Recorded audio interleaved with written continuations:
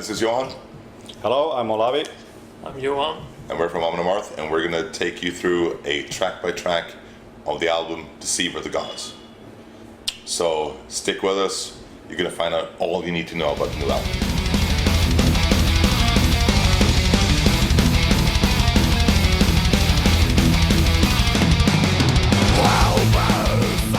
Well, Blood Eagle's actually... I wrote the lyrics for Blood Eagle on the plane from, I think it was either from the plane from Australia to Singapore or something like that. I thought you said it was from Switzerland to Los Angeles. Oh, yeah, that's right. Excellent. Yeah, that's true. Switzerland to Los Angeles. That's when it was. See, we do so many travels, I forget. But I wrote the lyrics for Blood Eagle on that one, and I was reading a book at the time. I forget the author now, but the name of the book is Frost, and it's about Vikings. And this word just popped out in my face, which is Blodörn, which translates into Blood Eagle, which is a very nasty way of executing someone.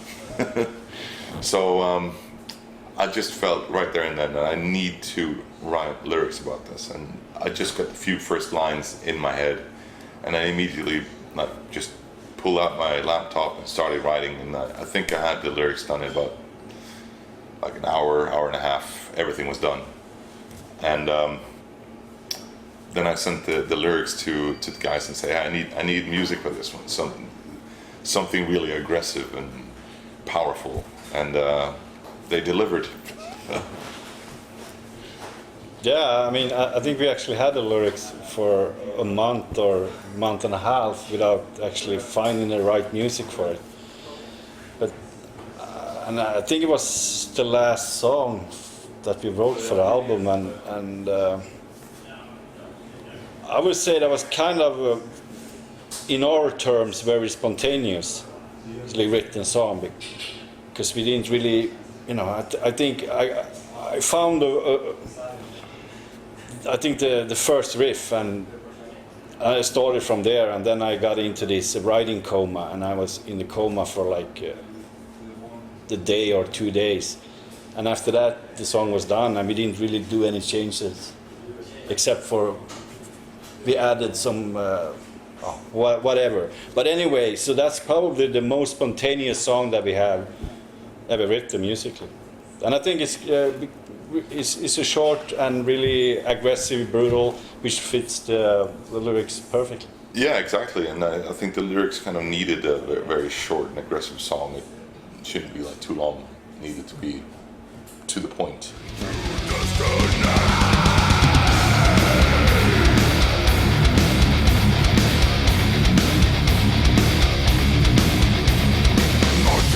Destroy.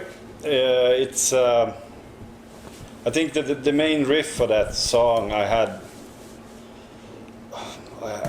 it for many years, but didn't really find anywhere to use it. It's a very traditional Amon Amarth riff, so to say, and I kind of came up with this really groovy riff that I match it together with, and the groovy part is really different from what we usually do. So we have like a song that has a very traditional bass, and you have the other riffs are very different. So I don't know, some people might, when they listen to the song, they might think, yeah, this is traditional Amon Amarth, and other will probably think, this is something really different.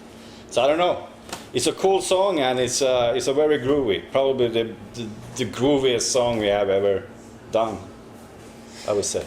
I don't know. Yeah, I mean, lyrically, We Shall Destroy. The idea actually originally came from Olavi as well when it came to the lyrics. He brought me a page, or just a part of a page he tore out of a book he was reading. I forget the name of the author. That's the English guy, the Viking. Me and names, man. Well, anyways. I was reading that, I was like, there's something here, but I need to think about it, And then I somehow lost that paper. It just disappeared. But I remember a few details, and started listening to the song as it developed, I kind of felt it where those lyrics needed to go, using it again very cinematically and trying to build a story into the music rather than to force a story that I want to tell. Just let the story take the development it needed to take to fit the music.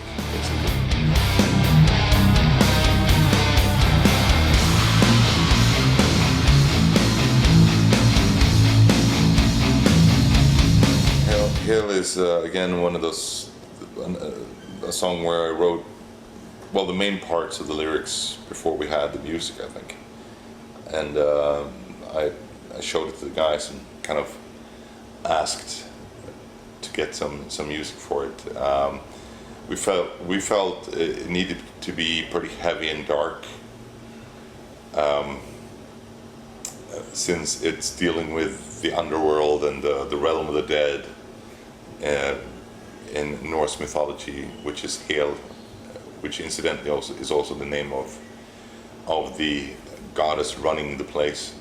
So it's a very cold and dark and vicious place to end up when you're dead. But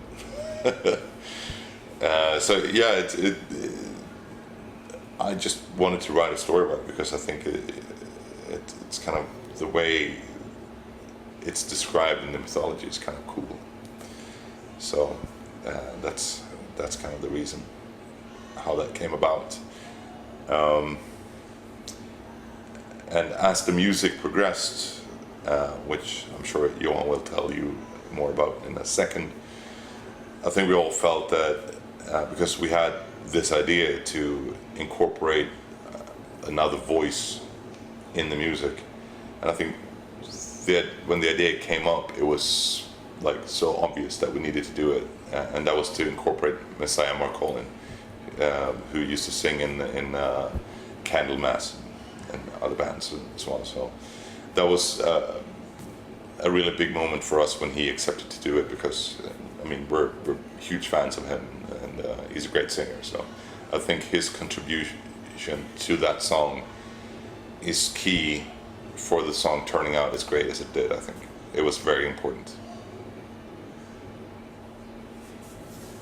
Yeah, and the music, I think, we had the lyrics just in this in the folder on the desktop. Just brought it up some days and tried to come up with really dark and heavy sounding stuff. And I guess you did the same.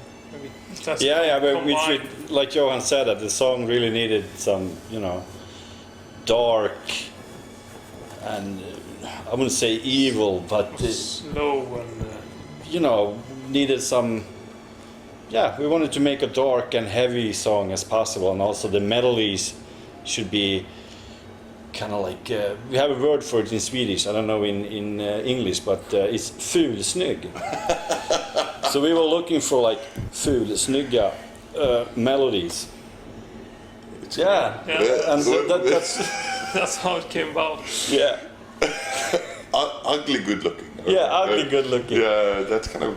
I don't know. It doesn't really work for music, I guess, but it's not beautiful melodies. It's more like nasty melodies. Yeah. Nasty sounds like an old man. Yeah, well. That's nasty melodies. I think they got the point. Anyway, I wanted to correct you a little bit. We actually wrote the song was already finished and demoed until we decided that we wanted to add something extra with the vocals, and that's when. That's true. Yeah. But anyway, it's a very heavy song, and it's probably the heaviest we have done, I would say. Like Johan said, Messiah, he did an amazing job, and it was amazing to have him singing in one of our songs. Thank you, man. Funny story about the Messiah was that me and Johan, we were having what would you call it? A tribute evening? Yeah. It was just me and all in the studio, I think. Yeah. No, I was there too. I remember exactly what you did. But it was the day before he came to the studio. We were sitting up the whole night and drinking and listening to Candlemass, and having goosebumps and everything, for the fact that he's gonna come to the studio. So we were pretty hangover the day when he actually came. Those guys were drinking whiskey and just getting shit-faced, listening to Candlemass all night long. It was fun to hear them sit and talk and be these like 15-year-old fanboys, like, oh man, it's Messiah, he's coming here. But I mean, we are fans. I guess we all felt that really, because it's almost unbelievable, really, for us. But it's definitely it was a great experience, and he's such a cool person and a nice guy, and just it was a pleasure to hang out with him and have a few drinks and eat curry. And I would say the best part about him is that he's I was 15 years old when Nightfall came out, so for me that was that meant a lot to me, Candlemass and Nightfall album, and Messiah, I wouldn't say an idol, but he's been a big part of my youth, and having a guy like that coming to the studio and doing a song with us is like, wow. And the fact that he was such a cool guy, I mean, obviously everybody's human. All people are just people. But it's nice to actually meet somebody that you've been looking up to for many, many years and actually find him to be very cool and, a fun guy to hang out with. Racing 'cause he's hunting lands. A mountain legion under my command. Haven't done it yet? Yeah. Yeah, I remember that was in the beginning of the writing process, I think. Then I had like a writer's block. But when I came up with some of the ideas for that song, then I felt like, yeah, now finally writer's block is over. It's like a mix of some really catchy parts mixed with some darker kind of parts. It's fun actually that you should say writer's block, because that's exactly what I had for that song as well. I had like zero ideas. I didn't know where to go with that song. But then it all came like a tide. Yeah, then it came like a tide. Exactly. No, but then the idea came up to kind of make like a continuation of the Under Siege song, like what happens after, like.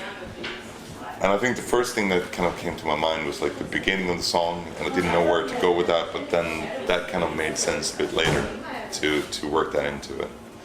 So it was one of those songs where I had to struggle a little bit, but trying to get the feel of the song and feel,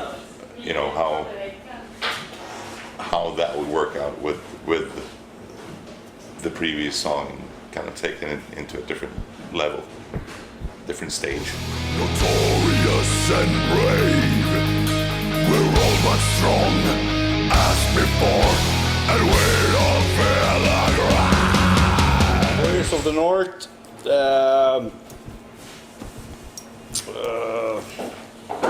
I had a mission that I wanted to make an epic song as possible, and I also wanted to make a long song as possible.